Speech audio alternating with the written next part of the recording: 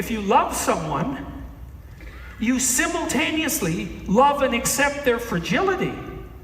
And that means that in some way you actually think it's justifiable. That's what I thought about my son. It's like, no, I think he's fine just the way he is. Like 3 years old, got his problems, certainly gets hurt a fair bit and is probably going to get hurt more, but I'm not trading him in. I like him just the way he is. And so that's it's a realization of the soul that there's something about the fragility of human life that's actually valuable. And it is the limitation. That's the thing that's so cool about it, is that it's this limitation that we are, because that's what we are, is we're limitation. We're potential conjoined with limitation in some sense. Think, well, we want to get rid of the limitation, but it's not the case. We have to keep the limitation because it's integral to who we are. And so we're in this situation where we have to be limited, and we have to accept it, and we have to confront what's essentially an infinite potential to help us manage it. And I think that's true.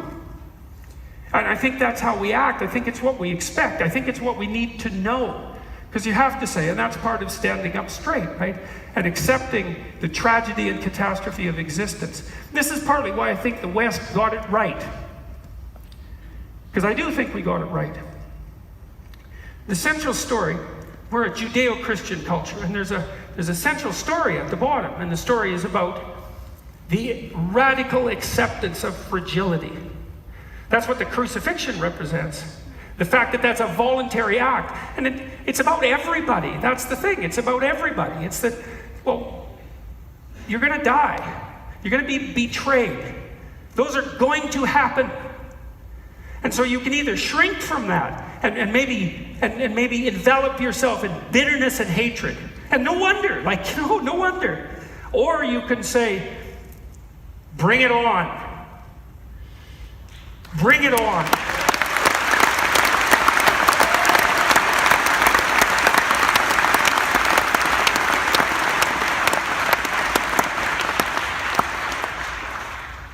And so I would say, well,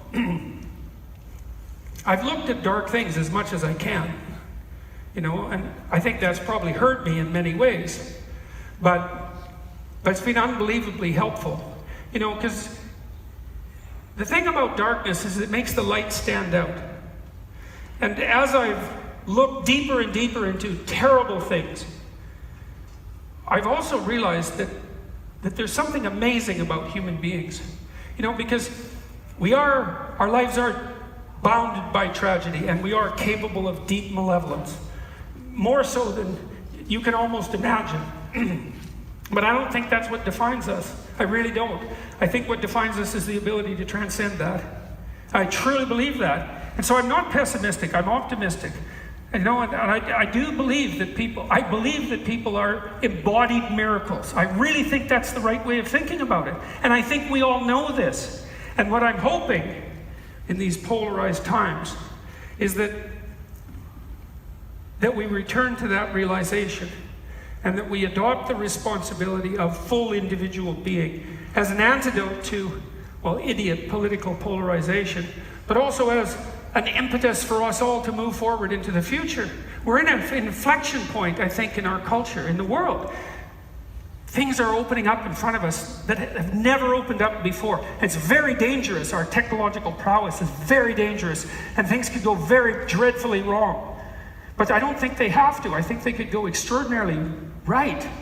And I think that each of us, I do believe this, that every single person sitting here, every single person there is, but every single person sitting here plays a key role in that decision. We're all part of it. We're deeply networked. We all influence everyone else. And we are these divine centers of consciousness that are separate but united at the same time. And the decisions that each of us make as individuals are far more important than we realize.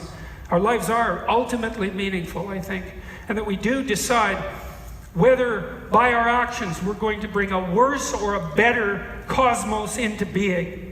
And I would say that we should dispense with our resentment and our bitterness, despite the fact that we have every reason for it, and stand up and face things forthrightly and speak the truth and make the world a better place.